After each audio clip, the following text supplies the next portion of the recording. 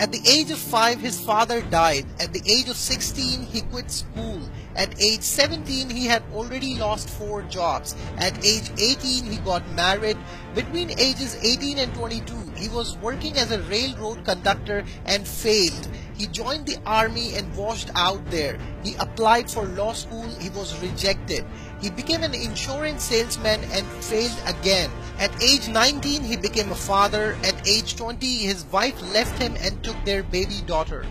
He became a cook and dishwasher in a small cafe. He failed in an attempt to kidnap his own daughter, and eventually he convinced his wife to return home. At the age 65, he retired. On the first day of retirement, he received a check from the government of $105. He felt that the government was saying that he could not provide for himself. He decided to commit suicide. It was not worth living anymore. He had failed so much. He sat under a tree writing his will, but instead he wrote what he would have accomplished with his life. He realized that there was much more that he had not done. There was one thing he could do better than anyone he knew, and that was how to cook.